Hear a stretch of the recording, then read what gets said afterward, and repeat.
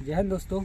और कल RPF SI का रिजल्ट आ गया है और कई लोग भ्रमित हैं कि कट ऑफ क्या थी और आज उसी पे चर्चा रहेगी। कट ऑफ क्या थी वो कल बता भी दिया था और आज उस पर विशेष चर्चा रहेगी कि आरपीएफ कांस्टेबल वाले जो भाई लोग यानी घबरा रहे हैं, यानी घबराहट हो रही है कि एग्ज़ाम कैसा आएगा या फिर क्या आ रहा है, कैसे आ रहा है। तो आप लोग को एक विशेष बात बता दें, शुरुआत से पहला टॉपिक यही है कि कल आरपीएफ एसआई का रिजल्ट आया है और जो कट ऑफ बताई गई है यानी पीडीएफ में वो आउट ऑफ 100 में से है, यानी परसेंटाइल 100 में से है। और बाकी जितने भी आप लोग को डाउट हैं कि मेरे नंबर बढ़े हैं या घटे हैं, तो बस 1-2 दिन का आप सब्र रखें। 6 तारीख को आपका स्कोर कार्ड आ जाएगा और बाकी आप लोग को ये सुनने में मिलेगा कि जो जिसके 93 नंबर थे उसके मान के चलो यानी 76-75% बचे।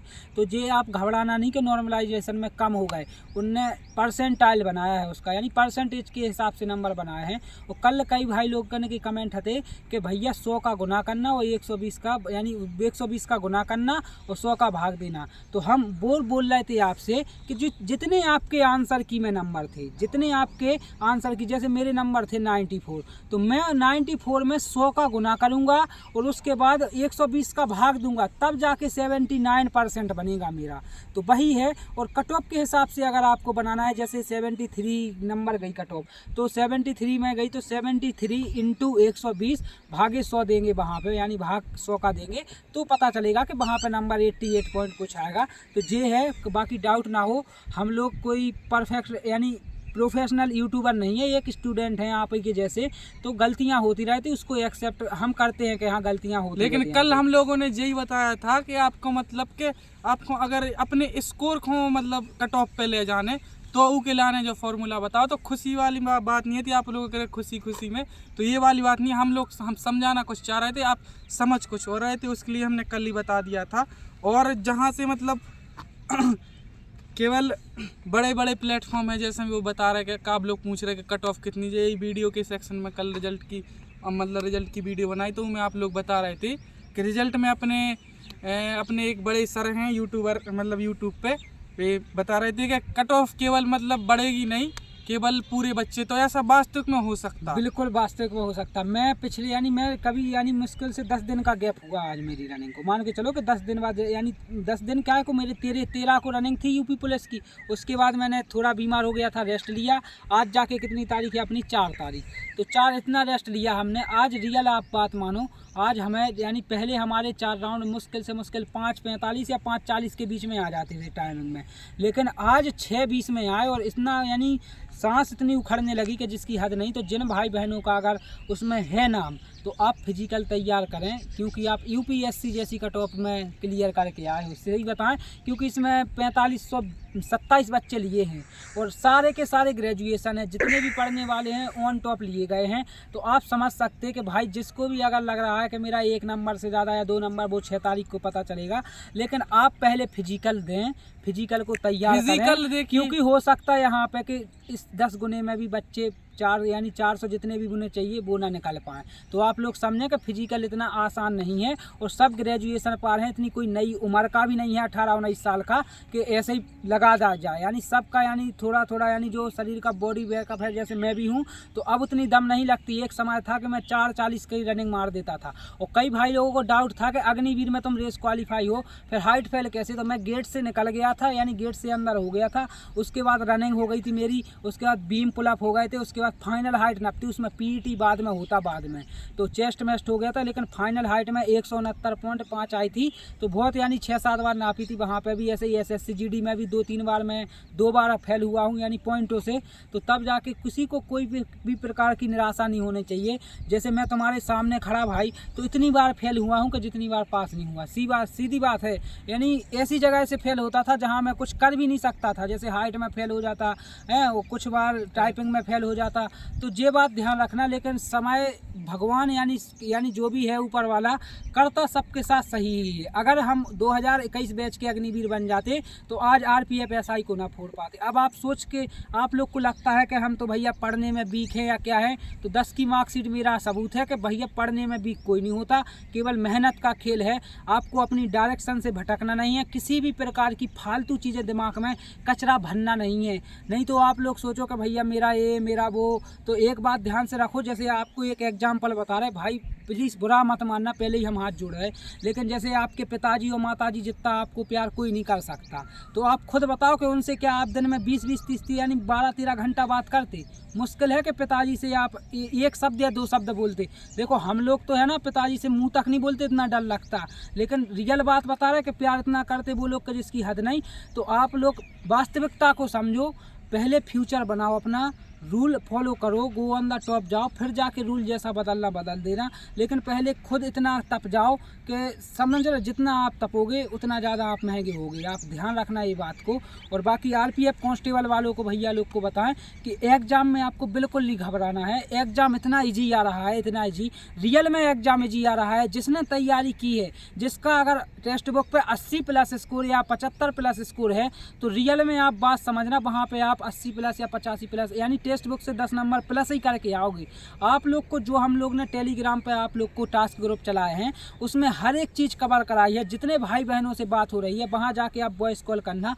वो लोग बोलते कि भैया ज़िंदगी का पहली बार इतना अच्छा एग्जाम गया कि हम लोग को ये लग रहा था कि एग्जाम का पहले से जैसे सब कुछ पता हो। रीजनिंग तो बोल रहे कि 35/35 वही की वही है जैसी आपने लगवाई है भैया, आरपीएफ एसआई में आई है। तो ये सब आप लोग के लिए है। कल भैया लोग बोल रहे थे कट ऑफ कैसी कर रहे, तो आपके लाने बिल्कुल एक वास्तविकता दें।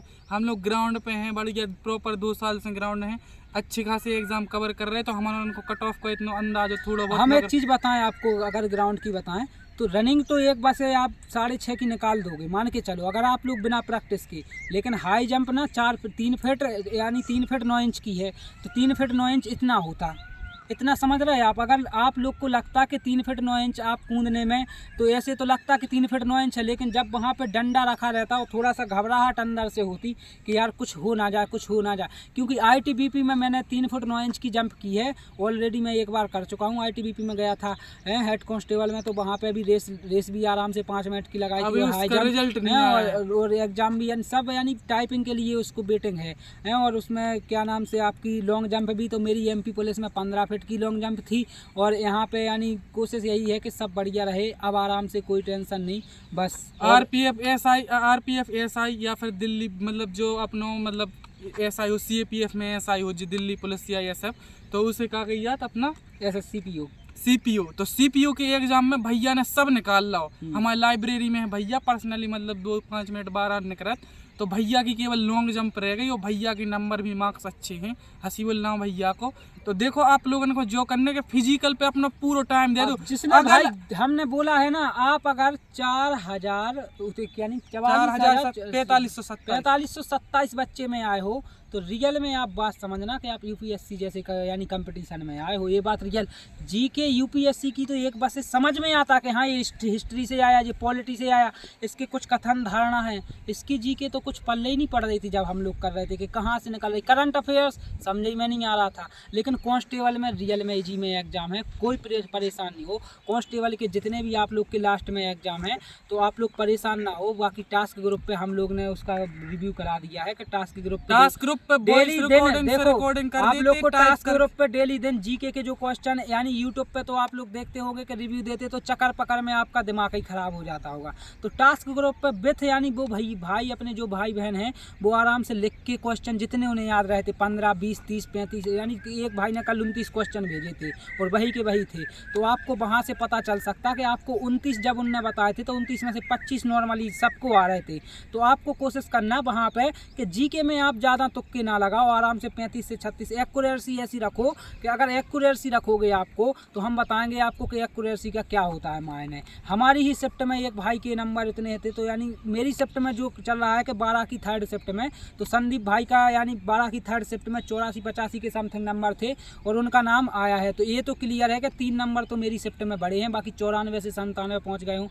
बाकी वो यानी 6 तारीख को निश्चित पता चल जाएगा। और जिन भाइयों को प्रूफ चाहिए तो कुछ समय रुक जाओ, डबल स्टार लगा के ही आपको प्रूफ दे देंगे कि हमारा देखो भैया फिजिकल की ऐसा है कि बीएसएफ एससीएम जो हेड कांस्टेबल लेवल है, नए लड़के 25 साल तक के उसमें फिजिकल देते, तो उसका पास रेशियो 40% है। मतलब जितने बच्चा अपियर होते उसमें से आधे बच्चा तो फिजिकल ही देने नहीं जाते, कहा कि पहले फिजिकल, और 50% पास रेशियो है। तो आप समझ सकते कि फिजिकल में कितने बच्चे पास होंगे। और इसमें लॉन्ग जंप हाई जंप है, इस वजह से हो सकता है कि मुश्किल से 20% दुगने बच्चे पास हो पाए एक पोस्ट के लिए, मुश्किल से, वरना दूसरी लिस्ट भी आ जाए तो आप परेशान और नहीं यहाँ होना। पे ध्यान देना तुम कि क्योंकि यहाँ पे इतना पढ़ने वाला बच्चा है कि जो कभी फिजिकल के लिए अप्रोच यानी गया ही नहीं। मैं एक अपवाद के रूप में हूँ कि एक फिजिकल भी अच्छा करके रखता और पढ़ाई के मामले में हमारे भैया हैं एक ALP हैं, वर्तमान में सागर पे पोस्टेड है ALP। उनने उस साल पिछली साल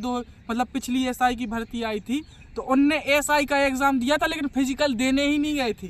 कहा कि पढ़ने वाले बच्चे इतने पढ़ने के प्रति डेडिकेट रहते कि फिजिकल उन पर हो ही नहीं पाता, तो फिजिकल के लिए यही है। और अपने जो आप लोग कमेंट कर रहे थे कल कि NTPC का टारगेट सीरीज, जैसे ये अपनी RPF की थी टारगेट सीरीज, पूरे 50 दिन आप लोगों की तैयारी करवाई, प्रैक्टिस मॉक लगवाए, पूरे स्ट्रेटजी नोट्स PDF क्लासें सब उपलब्ध करवाई। तो आपके लिए NTPC देखो 4 बैच बता रहे, 4 बैच या 3 बैच, NTPC, ग्रुप D और अपना दिल्ली पुलिस और BSF SCM को केवल हम चलाएं, अपनी सेल्फ में लीड करें। कहा कि हमारे पास इन 3 को मैं लीड करूंगा कि NTPC, ग्रुप D और दिल्ली पुलिस। रेलवे को भैया टारगेट करें, जितनी भी हेल्प बने बहुत पूरी हम पूरा आप लोग को पता ही चलेगा टास्क ग्रुप में कि RPF कांस्टेबल में हम लोग कितने रिजल्ट देंगे। जब आप लोग को एक PDF देंगे ना स्लाइड, तब देखना कि कितने रिजल्ट मिले। बाकी यहाँ पे भी आप लोग को पता चलेगा। और एक मेन बात है सही दिशा निर्देश की। भाई एक चीज़ अगर आप लोग पढ़े होंगे तो महात्मा बुद्ध को जब ज्ञान प्राप्त हो रहा था तो वहाँ पे एक कन्या ने उनको दर्शन दिए थे और उनने एक ही बात बोली थी कि वीणा को इतना भी तेज ना खींचो कि उसके तार टूट जाएं और इतना भी आराम से ना बजाओ कि उससे स्वर ना निकले। तो अपन लोग को भी इतनी भी मेहनत नहीं करनी कि यार खुद ही खत समाप्त हो जाओ कुछ होना, और इतनी भी कम नहीं करनी कि खुद ना कुछ, समझ रहे हैं आप लोग। तो बीच का रास्ता अपनाना, जो एग्जाम में आता है उस हिसाब से पढ़ो। भैया का एग्जाम 5 मार्च को सेकंड शिफ्ट में उज्जैन के सेंटर पे अपना ग्रुप पे इन्फॉर्म कर दो कौन से सेंटर। और आप लोग भाई कई लोग कमेंट करेंगे कि भैया तुम्हारे SI में हो गया क्यों, तो भाई हम केवल एग्जाम देखने जा रहे हैं आप लोग के लिए, क्योंकि मैंने इतना टास्क ग्रुप चलाया है तो एक एग्जाम देखने से पता चलता कि कट ऑफ कहाँ रहेगी। SI की मैंने 2 महीने पहले बोला था, यानी 1.5 महीने पहले बोला था कि भैया कट ऑफ जिसके 87-88 के अप्रोक्स नंबर बन रहे हैं वो आराम से फिजिकल तैयार करने लगे। तो कई लोग ने फिर वही बात आई थी कि तेरे नंबर ज़्यादा है इसलिए कट ऑफ बता रहा है, इसलिए आज आप देख सकते। और देखो जब तक देखो भैया अटेम्प्ट नहीं करें, जब तक जो कैसे पता चले क्वेश्चन हार्ड है कि स्लो निकल रहा हो कि नहीं निकल रहा, तो फिजिकल आराम से स्किप कर दे, परेशान नहीं होने आप लोग को। एक पोस्ट यानी पोस्ट काय को खाना है यार। अगर मान के चलो कि हम स्किप कर रहे हैं, मान के चलो कोई नीचे से ऊपर आया वो उसके बाद फिजिकल, तो समझो आप यार, थोड़ा सा समझो, आपके थोड़ा सेंस लगाओ, आप लोग थोड़ा पढ़े लिखे जैसा आप सोचो। ऐसे नहीं कि भाई मेरे एग्जाम ना देने से आपका सिलेक्शन हो रहा है, समझ रहे हैं। आप खुद में इतनी पावर लाओ कि छीन सको नौकरी को या फिर सिलेक्शन को छीन सको, ना कि ऐसा कि नौकरी भीख में नहीं मिलती, इसको तो छीनना पड़ता, समझ रहे हैं आप। और मोबाइल डिस्ट्रैक्शन से जितने ज़्यादा दूर रहो, जो हम बता रहे जो इनको है, इनके पास जो योगी जी वाला फोन है जो देख लो योगी जी वाला फोन है, जो 2000 को में मिली तो 12th पास करी थी जब डिस्ट्रिक्ट में, इनकी अपने कॉमर्स व्यवसाय वर्ग में इनने रैंक लगाई थी डिस्ट्रिक्ट में। तो जब मिली तो जब को फ़ोन अब तक इनके पास है, इनने फ़ोन चेंज नहीं करे, जिससे वीडियो बन नहीं वो हमारा फ़ोन है। अब जा समझ लो आपके डिस्ट्रैक्शन से कितनी दूर, घंटा 2 घंटा में फ़ोन स्विच ऑफ हो जाता, आपको रिप्लाई यही वजह से नहीं मिल पाता। जितने बाकी जितनी रिप्लाई कर पाओ तो हमें टाइम मिला था अगर तो हम कर देते, समझ रहे भैया। तो आपको डिस्ट्रैक्शन से कितना दूर रहने ई वाली पोस्ट पर पहुंचने के लिए है कि मैं टेक्निकल इशू से ज़्यादा इतना जुड़ा नहीं, यानी टेक्निकल चीज़ों से ज़्यादा जुड़ा नहीं हूँ, ये बात क्लियर है। इसके बाद एक लैपटॉप है घर पे, उस पर पढ़ता रहता, उस पर सेटमेंट लगाता रहता। तो ये बात है कि वहाँ पे पढ़ाई का ही माहौल है मेरा, तो जो भी मेरा रूम है पढ़ाई का माहौल है, और किसी प्रकार से कोई डिस्ट्रैक्शन यानी दिमाग में आता ही नहीं कि ये चक्कर पकड़ करें दिमाग में। बस बाकी आप लोग के ऊपर है कि आप लोग क्या करते हैं। बाकी मिलते हैं आगे। जय हिंद, जय भारत।